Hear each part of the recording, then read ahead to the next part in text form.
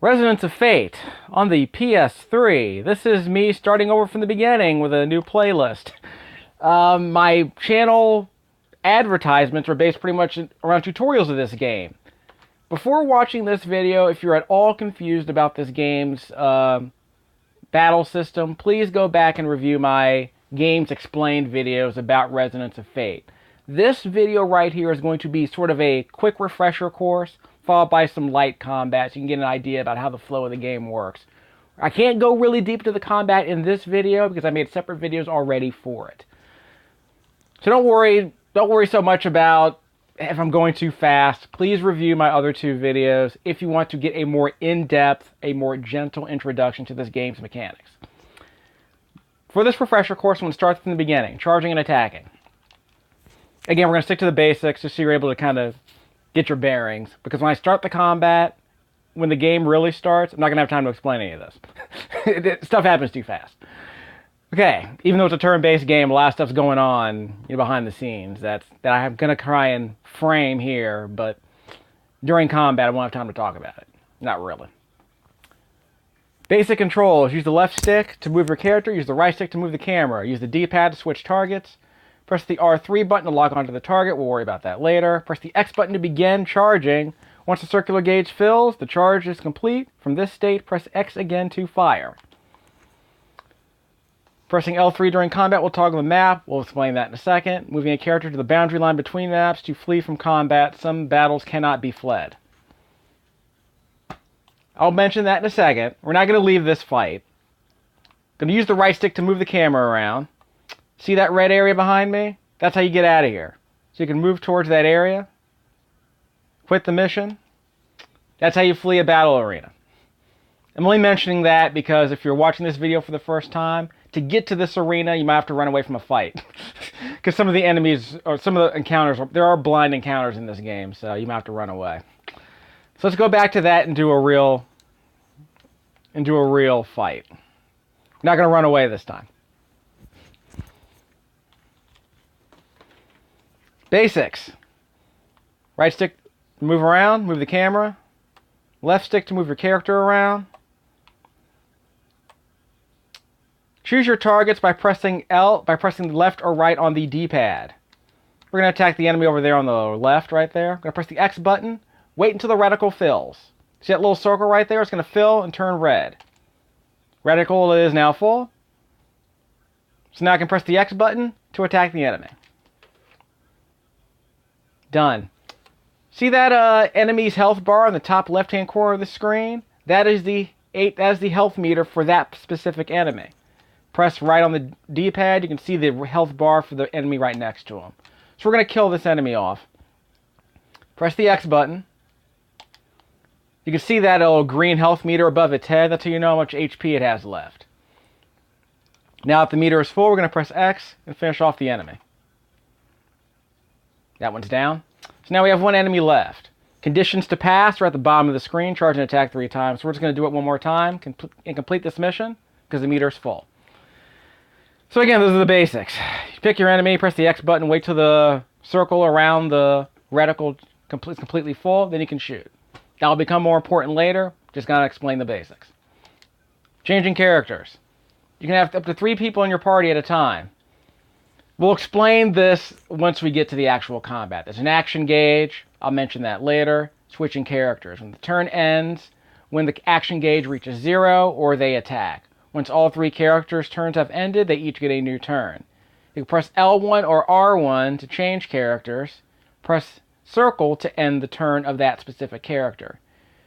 Changing characters can only be done before the currently selected character has begun their turn. Turn has ended. By the way, the text on this might be kind of hard to read because I'm recording from this video cable. Sorry about that. We'll worry about that later. I'll do an HD video a bit later. I'll explain this anyways. You don't have to worry about the quality of the pictures. It looks fine in HD. Through an HDMI cable, it looks perfectly fine, but maybe through this S-video cable, it's not great. Okay. End turn 5 times. We're not going to do that. Check out the bottom right-hand corner of the screen. You see Vash Rion. We're going to call him Vash. He's on the top of the list. Going to press R1. Zephyr is next on the list. going to press R1 again, and Leanne is up. So if I press R1, we're going to go down the list. So don't worry about the characters on the screen. Just know that if you press L1 or R1, that determines when you go down or up the list. So R1 is to go down the list, and L1 is to go up the list. So if you're going to switch characters, keep that in mind. Vash is in the middle, but on this list, he's first. So keep that in mind. What else? Let's see. Don't really have a lot of time to explain anything else. The game just wants us to end the turn 5 times. So I'm going to press... Actually, before I do that, see right there next to Vash's name, there's a silver triangle there. There's a green triangle inside of a silver border around his name. Going to press R1. It's Zephyr's turn. The green triangle is moved next to Zephyr's name. Going to press R1 again.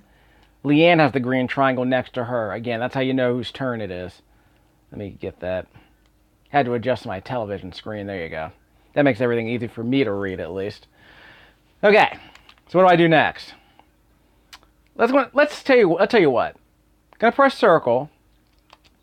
Gonna end Vash's turn. Now see how the silver bar is gone next to Vash's name? There's no silver bar to the left of his name. So if I press R1, switch to Leanne, press R1 again, we go back to Zephyr. Vashrian's turn is ended, which is why when you don't see that silver bar next to his name, his turn is gone. You can't select him anymore.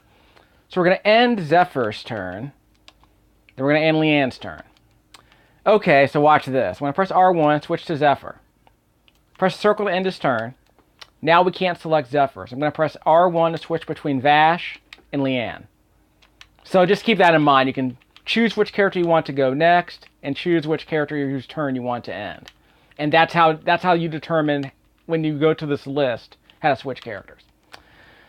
Press circle to end the turn and complete the mission. So again, basic stuff.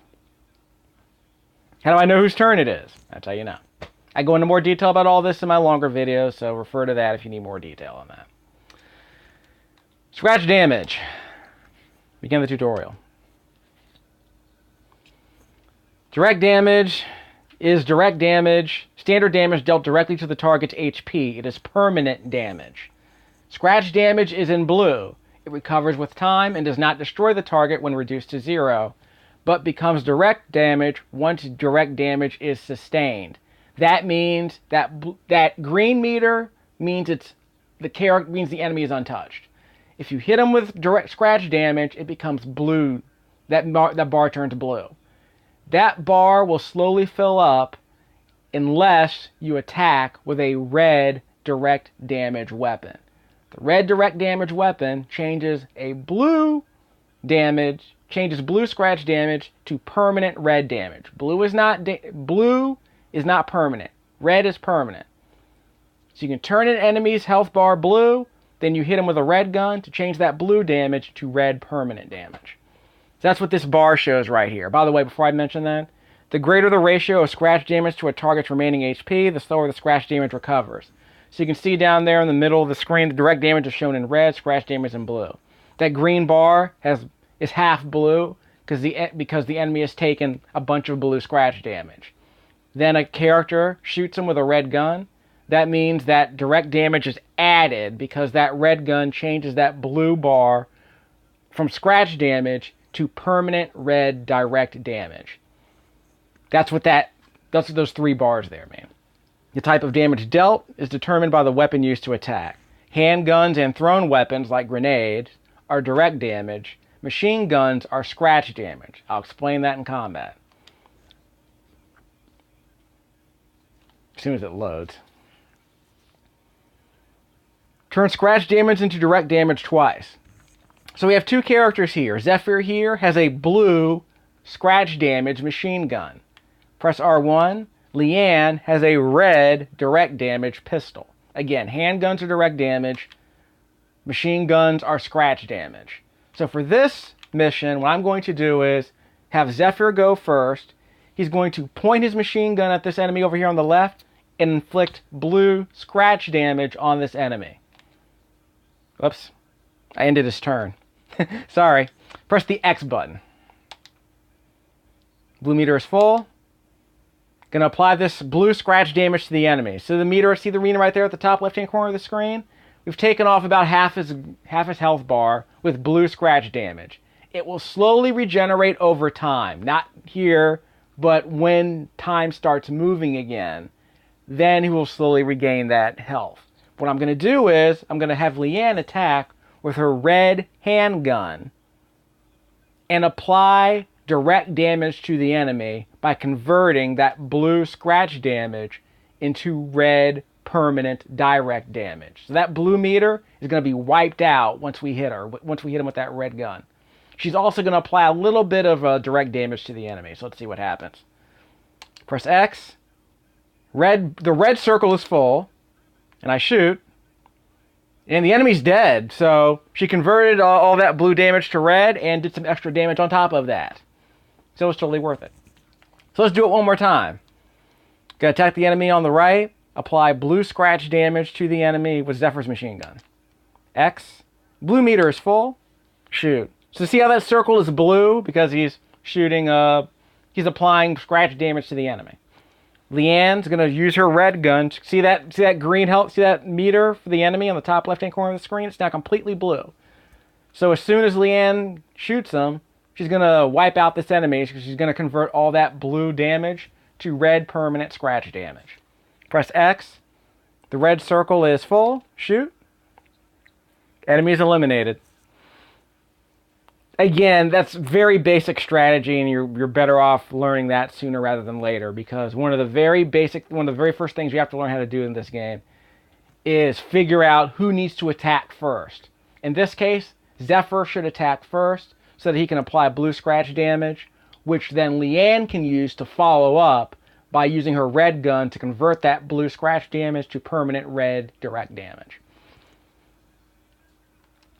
In my other video, I'll be able to, and if you go to my earlier tutorial videos, you'll be able to see what happens if you attack with Leanne first, then try to attack with the machine gun. Hero gauge. This is where things get a tiny bit more complicated, so I'm going to spend a tiny bit more time on this. Hero gauge shows a character's current condition. As long as at least one complete bezel remains, these are orange bezels, hexagons, whatever, at the bottom of the screen. You're going to see them now. You haven't seen them before, but you're going to see them now. All damage sustained by the party is counted as scratch damage, as long as at least one complete bezel remains. As long as at least one orange bezel remains. All damage sustained by the party is counted as scratch damage. When a character's scratch damage is reduced to 0, the hero gauge depletes and their HP is restored to full. Each bezel is equal to 1,000 HP. Bezels are consumed until the character's scratch damage is fully restored. Consumed bezels shatter and are scattered around the area. I'll explain what that is a bit once we get to the combat. Reducing an enemy's HP to 0 with direct damage will recover the hero gauge by 1 bezel, which means when, like in the last tutorial, when we destroy the enemy, that means that we're going to get one of those bezels to fill up. It's going to change from gray and clear to orange and full. So we'll explain that a bit more as we go along in this video, because it's one of the ways in which you heal yourself, basically. By destroying enemies, you get back some of those orange bezels that are expended during a fight. When the hero gauge is depleted to heal scratch damage, the used bezels shatter and scatter across the area. We're going to see this happen during the video, so you're going to see this happen in a second, so keep that in mind. Collecting the scattered charge will store the bezel for use again. Resting at the base or at an energy station will also recover the hero gauge completely. When the hero gauge is empty, the party enters critical condition. Attack power is greatly diminished, and every attack sustained shatters 1 bezel. Damage taken then becomes direct damage, possibly leading to a game over, so be careful. This is one of the reasons why the game is so difficult. Every battle could lead to death, because if you get to this critical condition, your character starts shivering and shaking. They can't aim, their attacks do less damage, they move more slowly. And you're far more vulnerable. So the idea is to stay out of that state as long as you can. And if you're ever in that state, recover from it as soon as you can. Hopefully that won't happen in this video, but it's going to happen early in the game as you're learning the system. So spend a bit more time inside this arena, getting comfortable with the combat. Don't be afraid to save scum like in XCOM or Dark Souls. Don't be afraid to replay old battles till you get comfortable with the combat. Okay, Refill the hero gauge by 2. Remember, when you kill an enemy, your hero gauge goes up. Check out the bottom of the screen in the center. See those orange hexagons down there? That's the hero gauge. We have about 5 empty bezels. We have a ton of orange bezels. They're full. So what we're going to do is we're going to destroy an enemy. When we destroy an enemy, we're going to gain an extra orange bezel. So let's refill that hero gauge at least once by killing this enemy right here on the right. Red circle is full. Press X again to shoot. The enemy's not dead, so let's do it again. Press X. Red circle is full. Press X again to shoot. The enemy is now eliminated, and we gain that orange bezel right there. So again, when you defeat an enemy, that orange bezel goes up a bit. Now this clown's going to take a shot at us, so be careful. In fact, watch what happens. I'm going to move a little bit to the left. He took a shot at me. Okay, I'm going to let him hit me next time, but for now I'm going to press the X button. Red circle is full. Take a shot. Gonna do it again. X. Red circle is full. Take a shot. The enemy is eliminated. I got another orange bezel down there. So again, when you eliminate enemies, the bezel, the hero gauge gets replenished. Why is that important? Again, it keeps you from dying, because when all those orange bezels are empty, you hit that critical condition, you start shivering and shaking, and you're in trouble. Now, I'm going to replay this tutorial one more time because I want you to see what happens when the hero gets attacked by that enemy. So we're going to skip past this part. I'm going to let that clown take a shot at me. I'm not going to move. X. Red meter is full. One more time.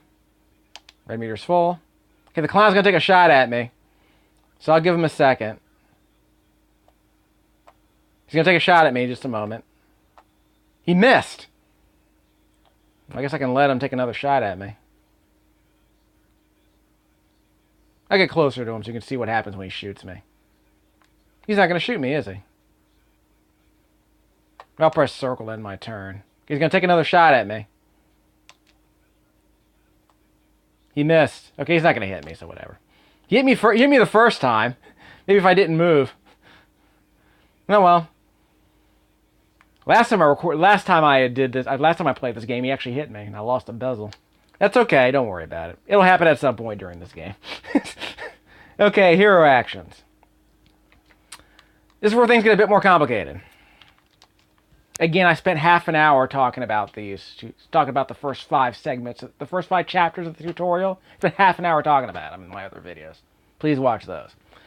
Characters can expend 1 bezel to attack while moving. So remember, you could actually use one of your orange bezels if you want to attack while moving. Press the square button to show the anchor cursor, position the anchor to set the destination, then confirm to begin moving. Once a character begins moving, they can continuously attack without being counterattacked, but they will stop if they collide with an obstacle. Set destination on the left-hand side of the screen. It says begin moving with square, cancel with the circle button. You can move the anchor with the left stick, and we'll see that in just a second. While moving, you press the X button to attack, press the square button to jump, press the circle button to stop. I'll explain that in a second. Attacks while jumping will target the enemy's main body and body parts at random. Just keep that in mind when you're jumping. Any attacks we do will target a random part of the enemy's body. We don't know what he's going to hit, basically. That becomes important later in the game, because we're gonna explain a bit later in this video what body parts are about. The flow of combat. In combat, enemies will react according to the party's actions. Enemies must also charge before attacking. Check out the 3 pictures in the middle of the screen. The picture on the left means that the enemy is not being... The enemy meter above its head, the meter above the enemy's head, is empty. Still charging. On the bottom of that picture, where you see Vash's name, it's a little clear blue circle, so he's not being targeted. The middle picture shows that the enemy's meter above its head is now yellow. It's still charging. The reticle next to Vash's name is now yellow, which means he's being targeted. He's not being shot at yet, but he's being targeted by the enemy. The last picture shows the fully red meter above the enemy's head. The reticle next to Vash's name is now red, which means the enemy is now shooting at Vash. So basically what happens is the enemy is charging, and then once the charge is full, he will start attacking. the enemy, it will start attacking the hero with the little yellow circle next to his name. So that's how you know that. While a character's turn is ongoing, they're open to enemy fire. When the turn ends, enemies with complete charges targeting other characters get a turn to attack. Advance through combat by using hero actions while paying attention to the enemy's condition. Other party members again. Early on in the game, you might not have to worry about this too much. But again, as you go along, you're going to start taking hits. You're going to wonder why. That'll happen. So it'll be more important later. Okay. Attack with a hero action 5 times. What does that mean? I'm going to press the square button. So we got this little anchor point that appears. You move it around with the left stick. Well, let's say you don't like this camera angle very much. It's not very useful. I'm rotating it with the right stick. I can press the right stick to switch between Leanne right here. And I can press R3 again to switch to the anchor point. So I can press the right stick to switch to Leanne and get a different camera angle if I want to move it around like this.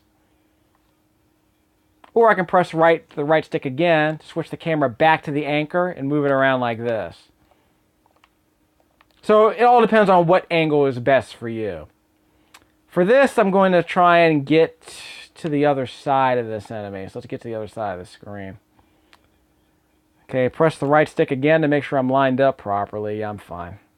Press right stick again. So I'm going to press square to start running. Press X, the reticle's full. Press X again. Reticle is full. Well, I killed that enemy, so that means I got another orange bezel. I'm going to get another orange bezel in a second. See? Where is it?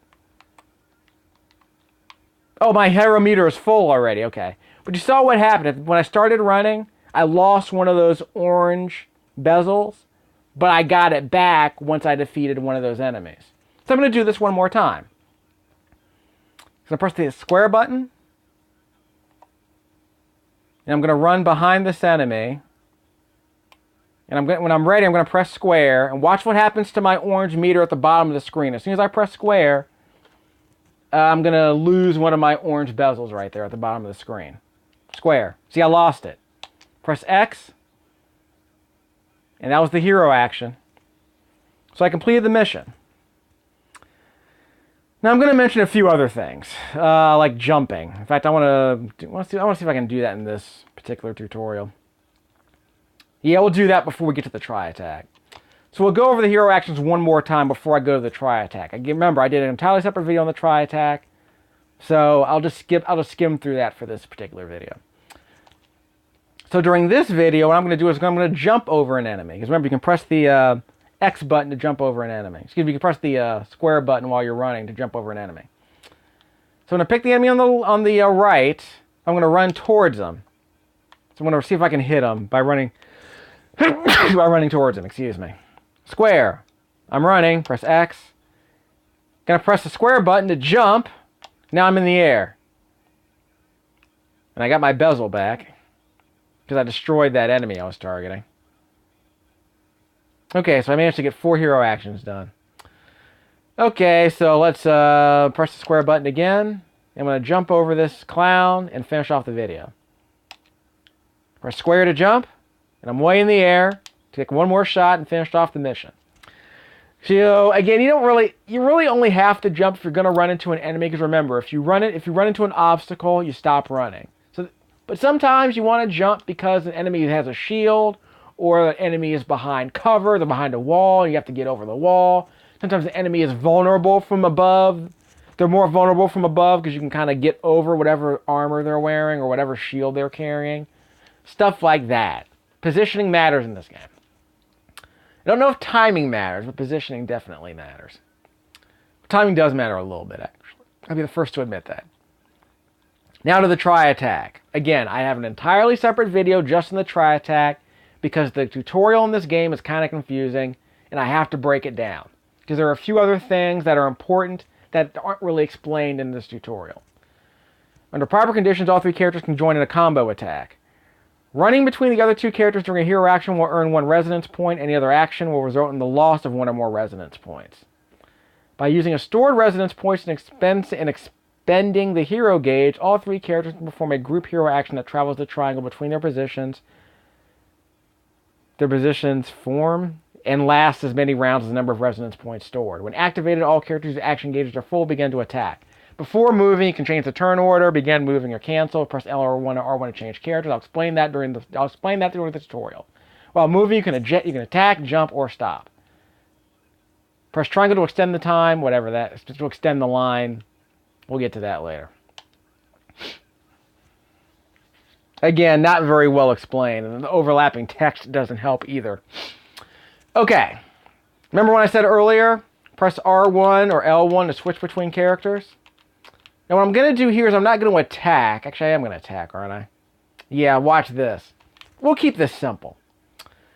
Vash, I'm going to start here with a simple explanation. Vash here is in between the two characters. See above on the bottom right-hand corner of the screen, see how it says above Vash's name? You see where it says 0 resonance? We have 0 resonance points. Going to press the square. Whoops. Let's cancel that one. I want to actually explain this. I interrupted myself. So we're actually going to I'm actually going to want to explain this. So we'll skip this part. Sorry about that. Off my game a little bit compared to last night when I wasn't recording. Okay. Vash will run in between these two characters. Here's what I mean. Square. See if you want to press the right stick. See that anchor point right here? It's still red. But watch what happens when I move it between the two characters. See? The characters flash blue. That means I'm going to be running past the two characters. Anytime you run past your other two party members, this character turns blue, and that means you gain 1 resonance point. So I have 0 resonance points now. But if I run between these two characters, I will gain a resonance point as soon as I run in between them. So like I said, here it's red. If I move in between the two characters, it's blue. So I'll just run all the way over here. Press the right stick. I'm going to run all the way over here and attack that enemy to the right.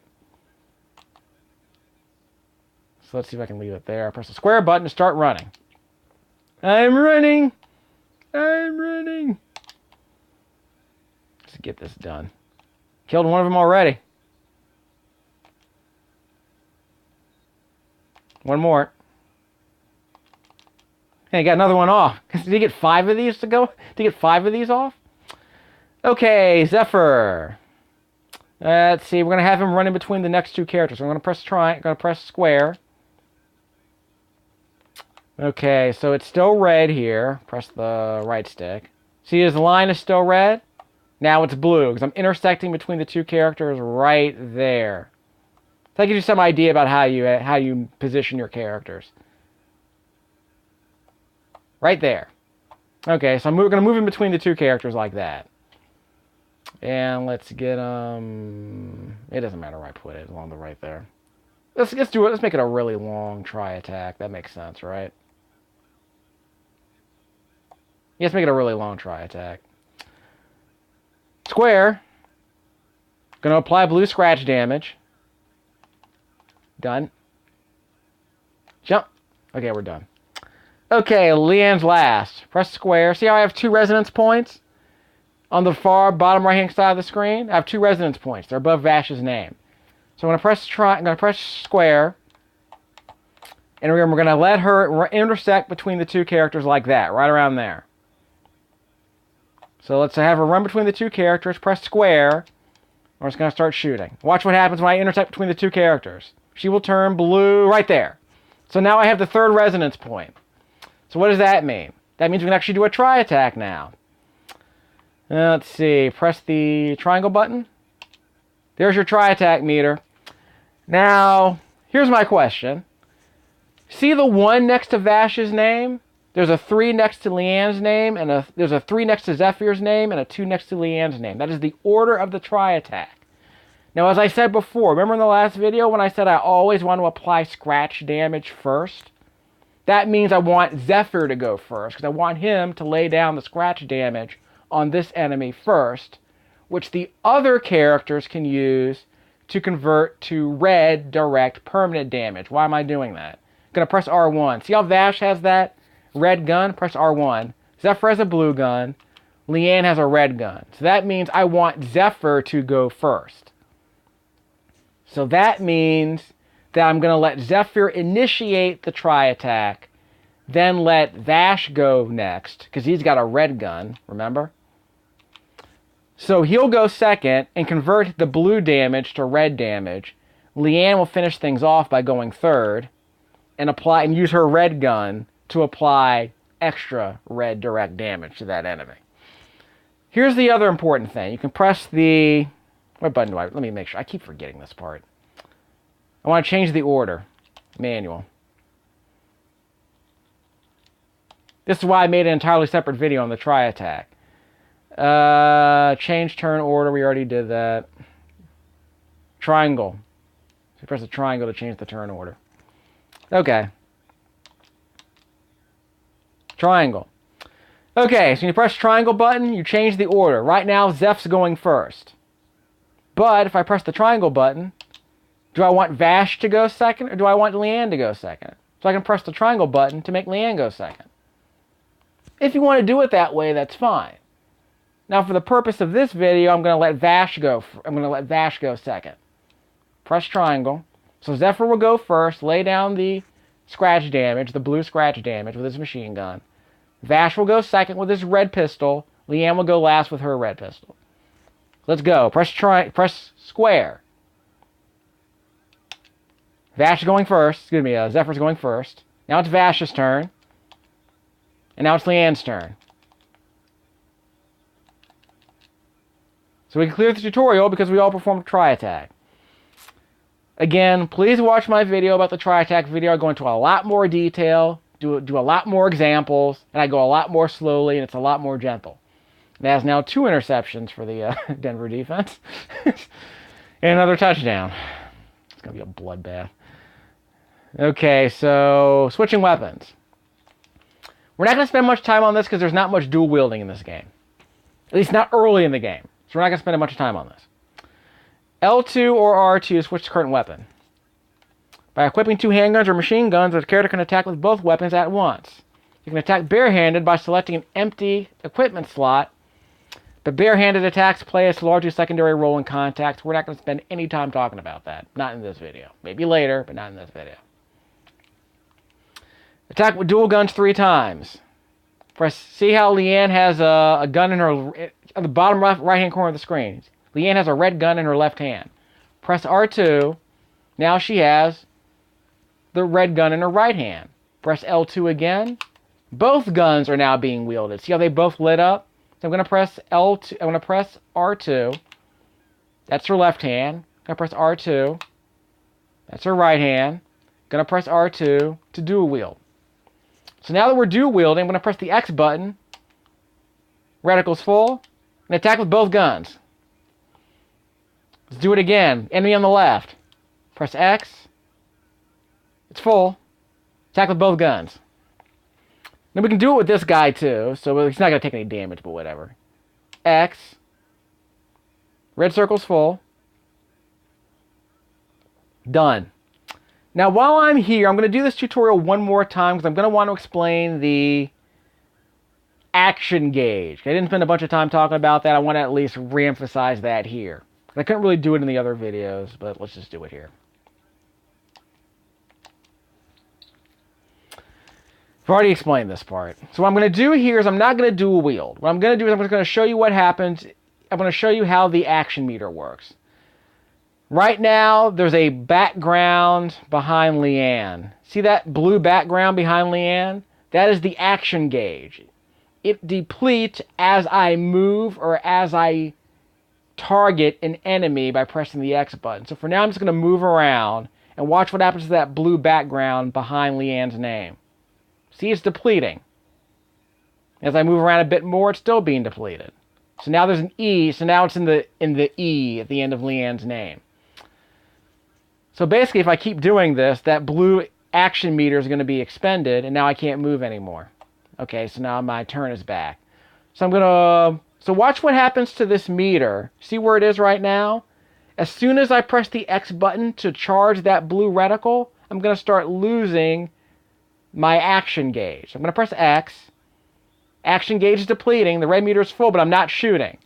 The action gauge depleted before I could press the X button to shoot.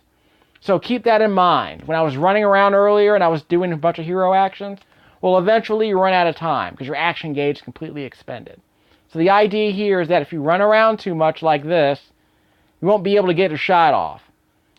In fact, let me just see what happens if I go down to L. So now my blue meter, now my action gauge is down to the L in Leanne's name. Press X. And I wasn't able to completely charge that reticle because the action gauge had expended.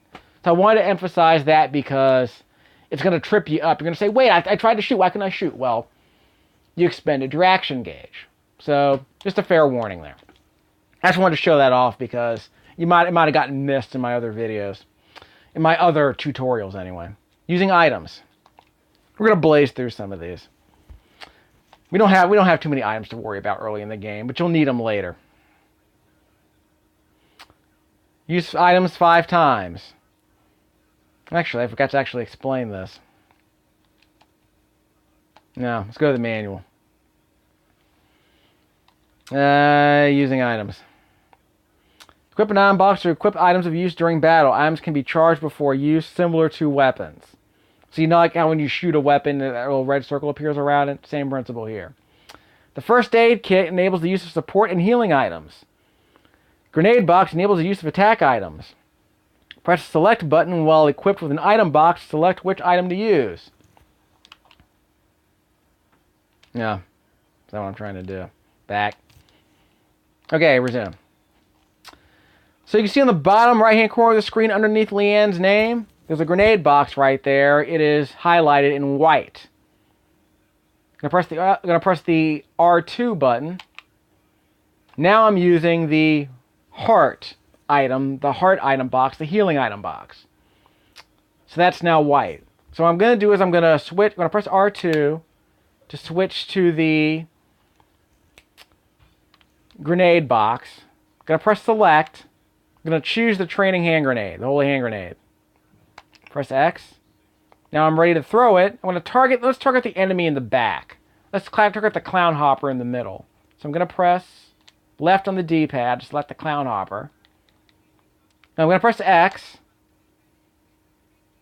Meter's full. Press X to throw the grenade. And we got the AoE attack. Let's do it one more time. Press the X button. Meter's full.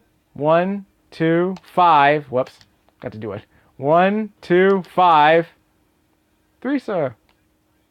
3. Okay, so the grenade works. Press the R2 button. This is the PS3 controller, by the way. So let's press the X button let's press the select button. Choose the first aid kit. Press X. Press X again to start the charge. Meter's full. And we heal ourselves. Do it again. X. Meter's full. Heal ourselves. One more time. Press the R2 button. Now we're selecting the grenade. Actually, let me go back to the... press R2 again. Now we're using the healing item. Press select. That's the one I picked up, so we're fine. R2. We're using the grenade box now. Press select. Training hand grenade. X. Meter's full. Throw the grenade and we're done. Again, you won't have to do this very often early in the game, but later. Yeah, I'm not carrying any. She's holding up her hands, but she's not carrying any gun, so whatever, dude. Okay, switching weapons using items. Magazine case. Attack using the specialty rounds twice. By equipping a gun in one hand and a magazine case to the other, a character can fire specialty rounds. Specialty rounds cannot be fired if no gun is equipped. One specialty round is consumed per attack. Press select while equipped with a magazine case. Select which specialty rounds to use. Explain that in a second.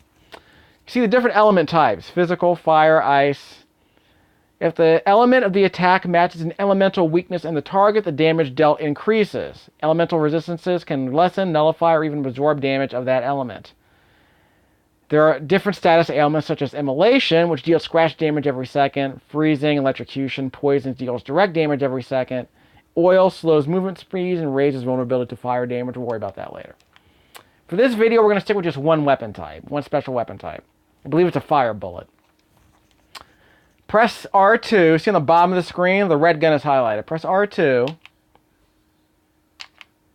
Okay, I can't press R2. Fine, I'll press select.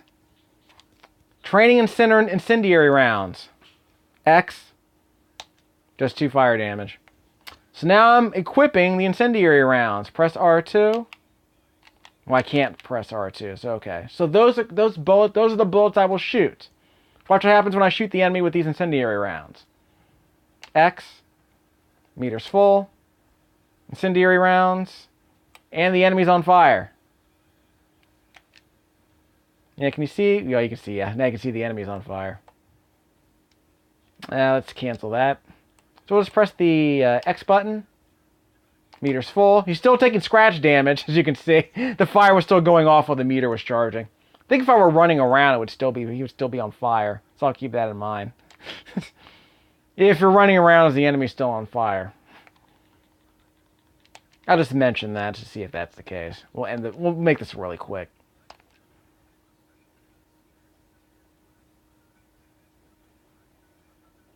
Okay, X. I forgot to equip the bullets. Sorry. Training rounds. X. Okay. X. I ran out of. He's on fire. I ran out of action gauge time.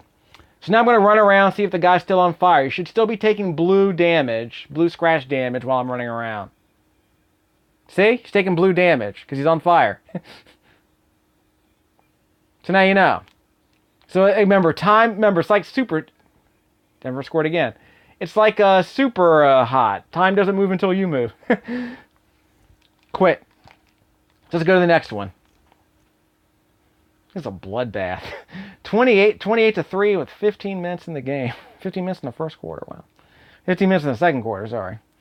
Okay, body parts. This is where things get a bit more complicated. So, some enemies have multiple body parts in addition to their main body. When attacking, damage will be dealt to whichever body part's HP bar you are facing. Destroying a body part can yield drop items and prevent the enemy from using certain attacks.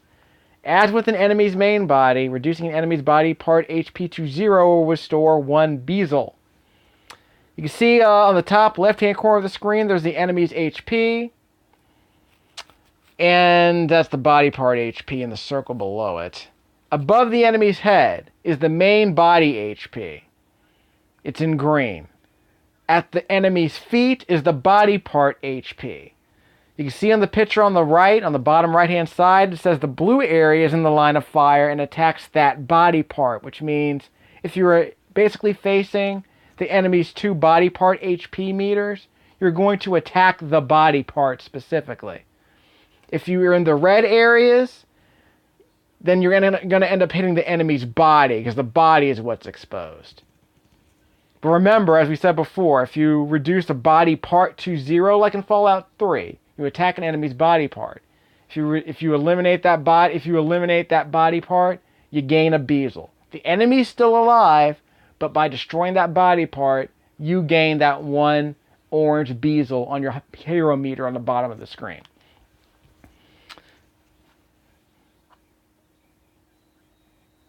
Destroy 3 enemy body parts.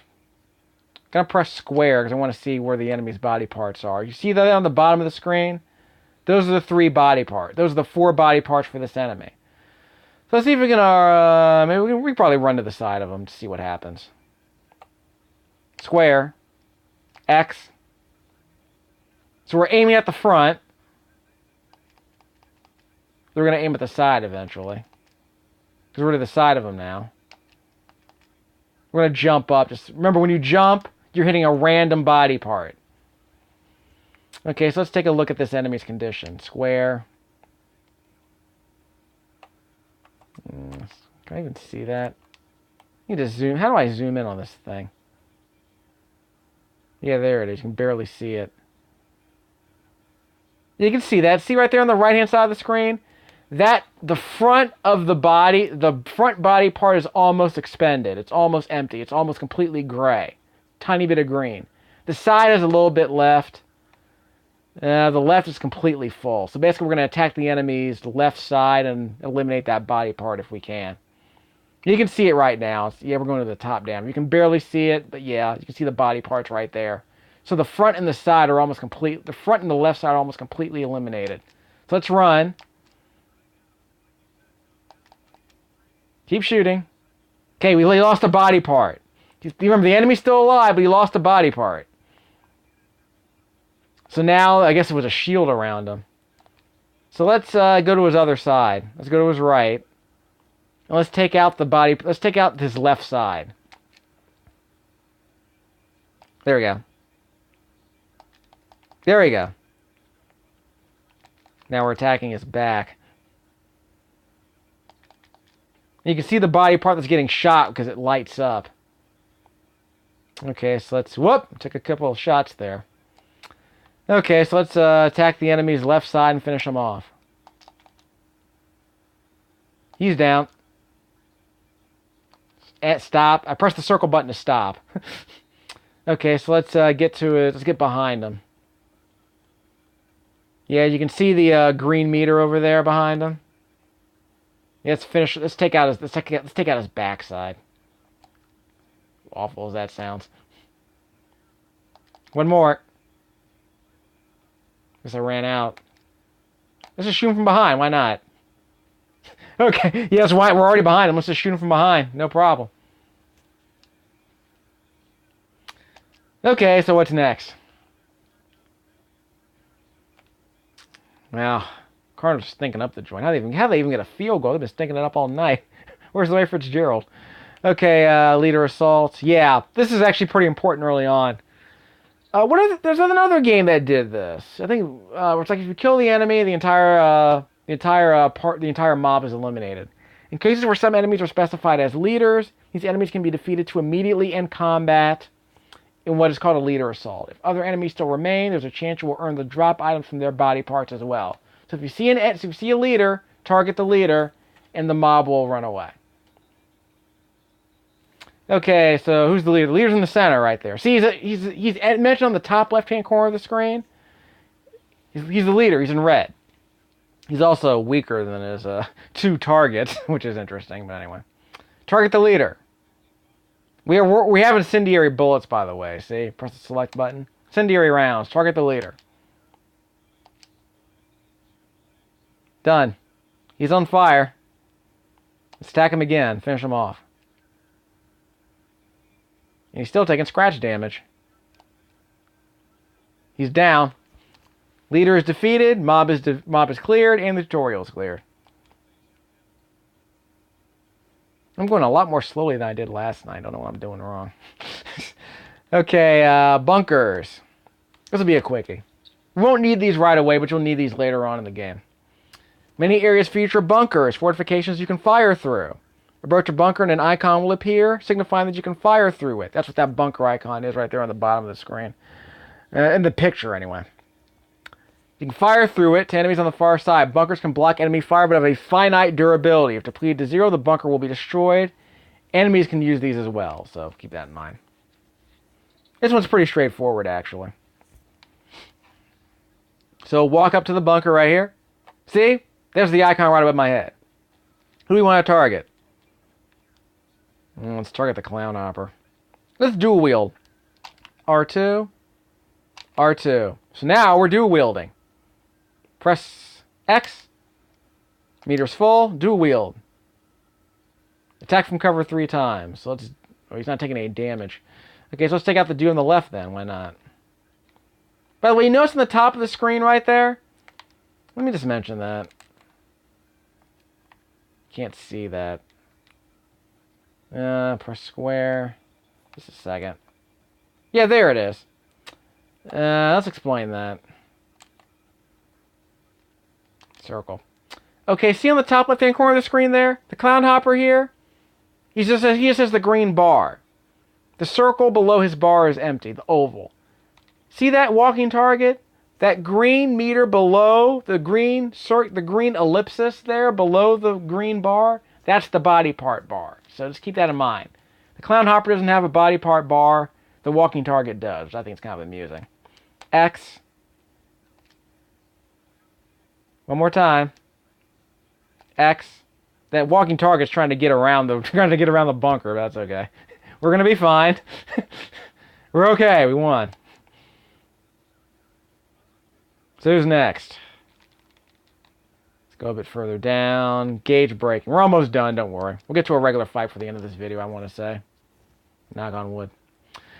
When dealing direct damage to an enemy, there is a chance their HP gauge will break.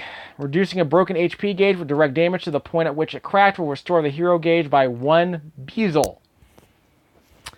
So, let's see, when doing direct damage. This is kind of random, to be honest with you, so keep that in mind. Let's see, so basically if I'm carrying, like, for instance, Leanne has a red pistol. So there's a chance to do direct damage, there's a chance to do a gauge break. Reducing a broken HP gauge with direct damage to the point at which it cracked will restore the hero gauge by 1 Bezel. So you don't kill the enemy in that case. You're just regenerating your hero gauge by applying direct damage to a broken gauge. So let's see if I can break it first. Like I said, it's kind of random. I'm not sure why it's so random. Let's see what happens. Just like to do on the left. Actually, let's dual wield. R2. R2. Now we're dual wielding. Press X. Meter's full. Gauge is broken.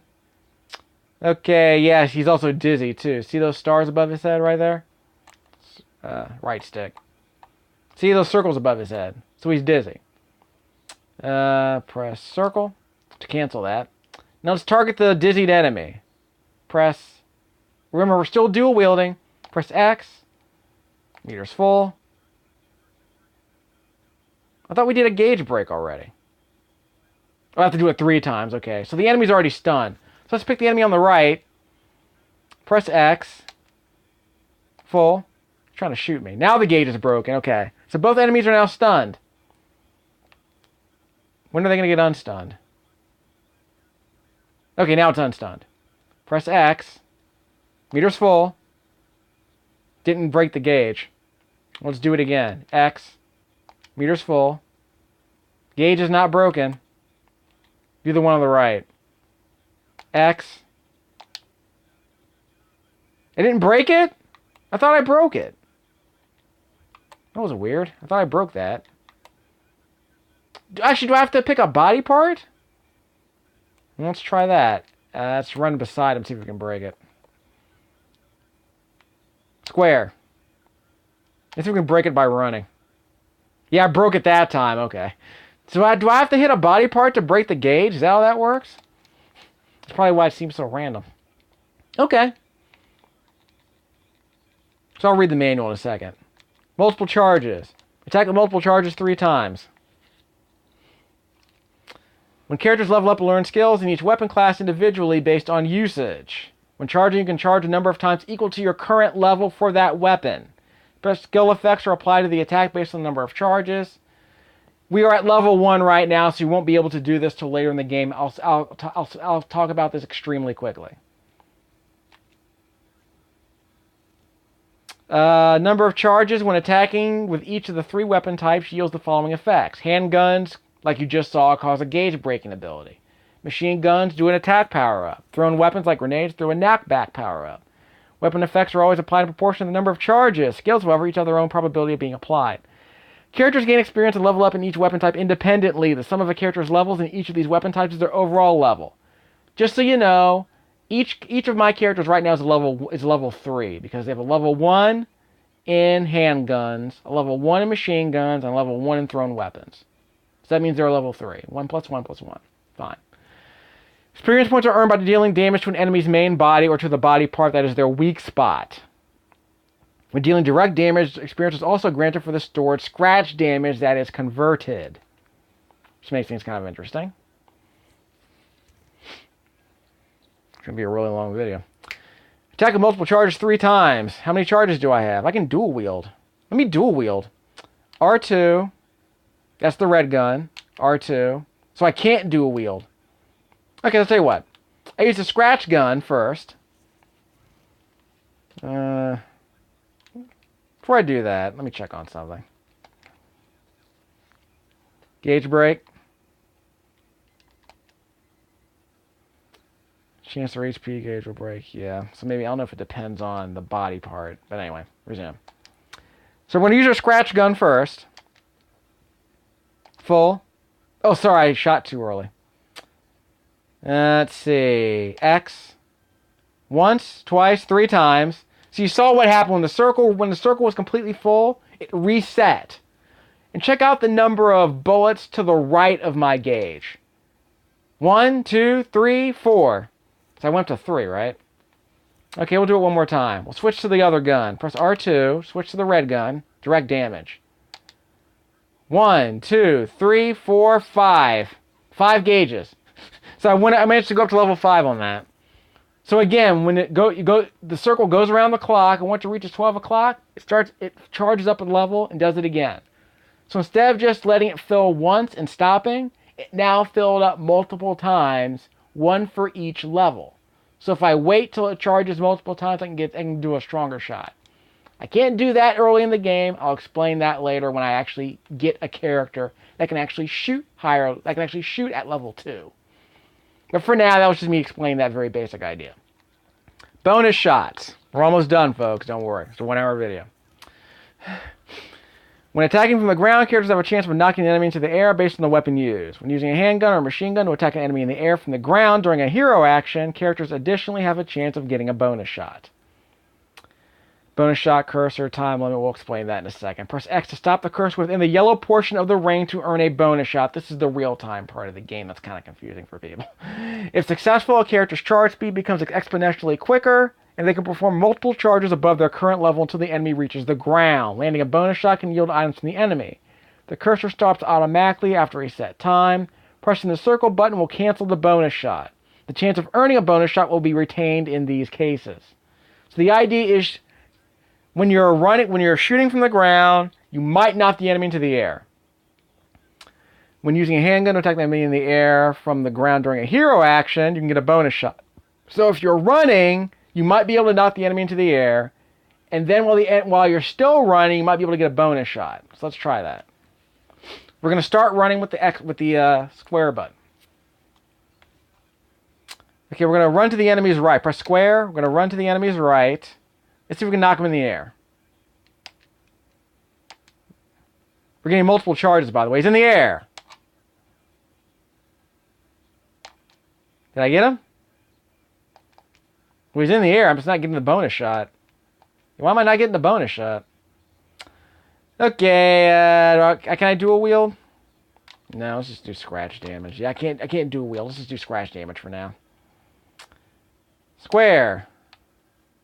Let's run under him again. It's level 4. So it better be worth something. There we go, bonus shot. I missed. I couldn't get it off. Can I switch guns while I'm running? That'd be awesome if I could do that. Let's convert that blue scratch damage to permanent red damage with the red gun. So, not going to use that. Going to use the red gun. Run with the square button. Are we ready? Press square again. Get him in the air. He's in the air. Still airborne. There it is. Darn it, I missed. I tried to get it off and I missed. Ow. Let's get running. Switch to the blue gun. Run towards him. X, square, 2, 3, 4. He's in the air. Missed. That's hard. That's really hard. Missed again. Yeah, I missed. Okay, let's go to a red gun. You saw how big that bonus gauge was. I'm just not hitting it. Weird. Square. 2, 3, 4. That's level 5.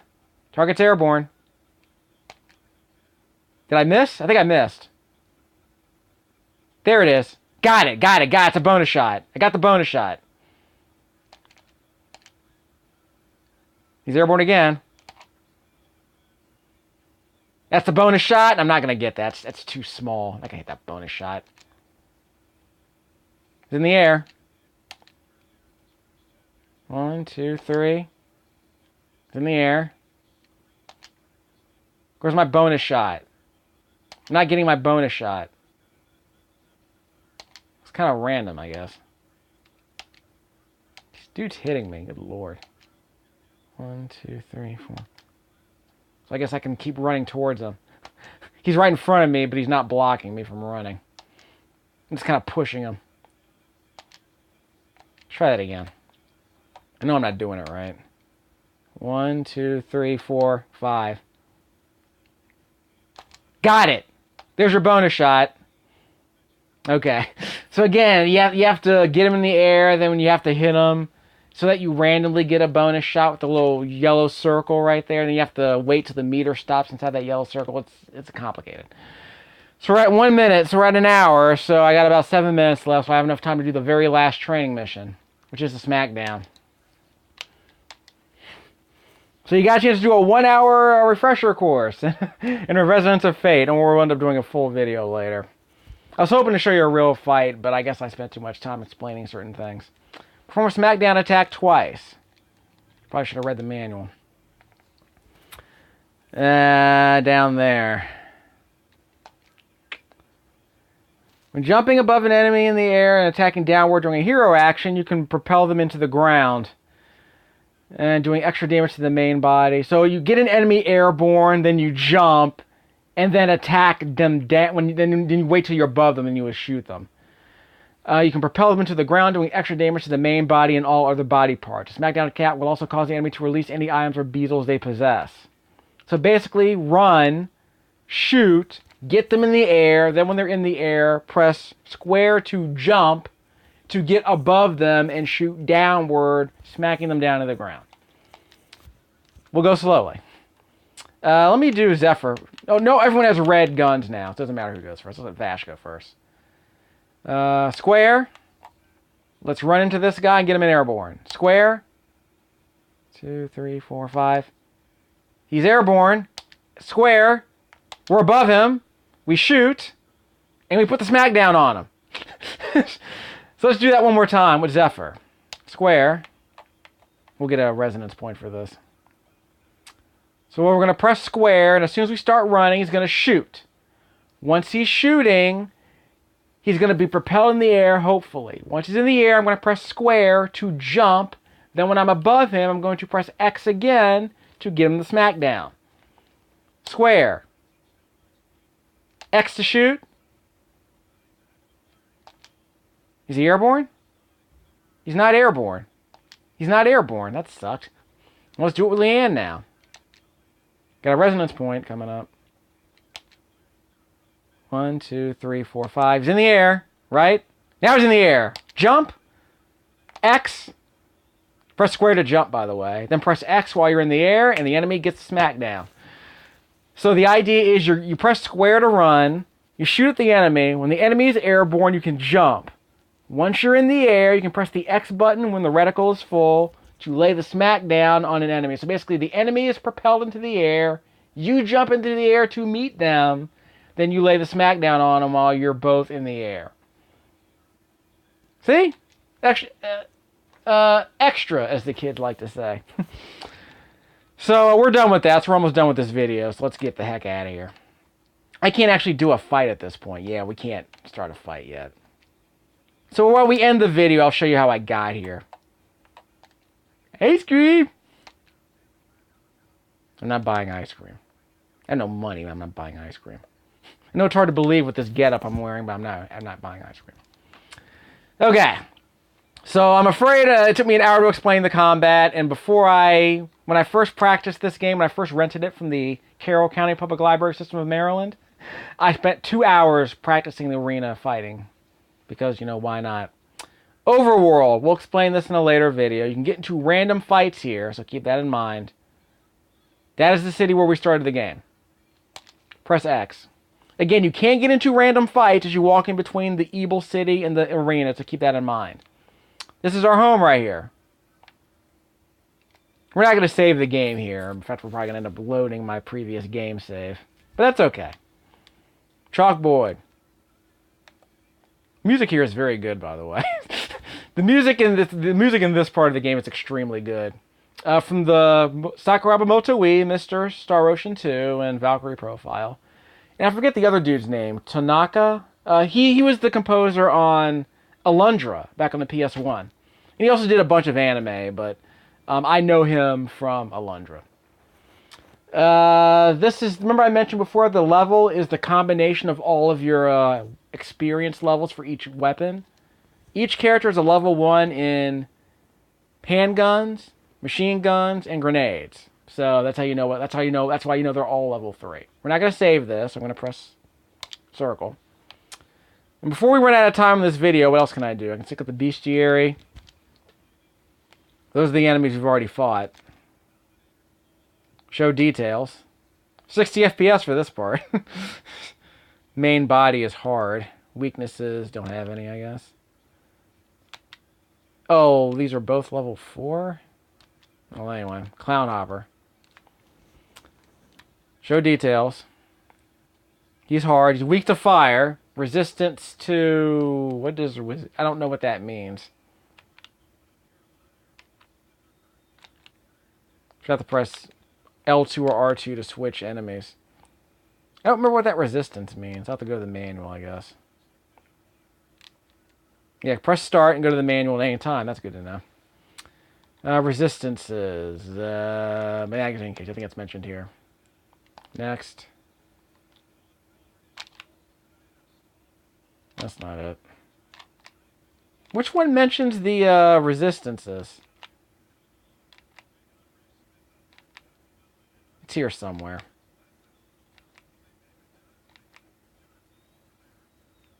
Nothing? There's no resistance mentioned here?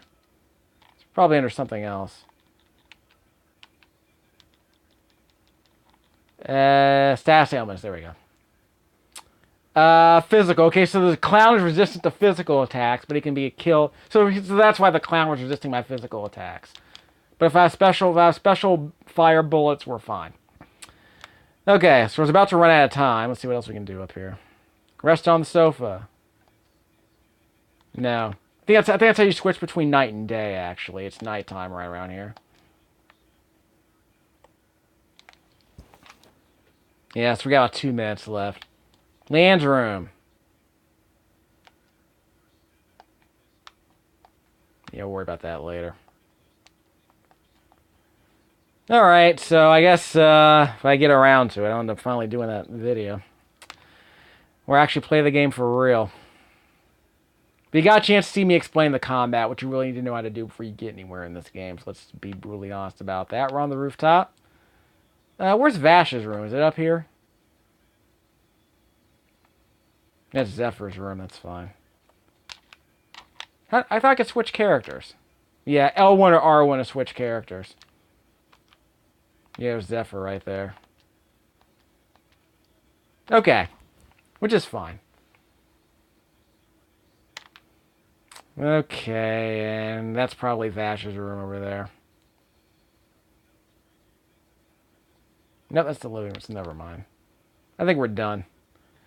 So we've seen all that stuff, so we can just bail. That's our clothing. Yeah, maybe, I don't even remember if any of this matters. I want to say it doesn't. Yeah, I want to say this doesn't matter. I want to say it's completely cosmetic. So whatever.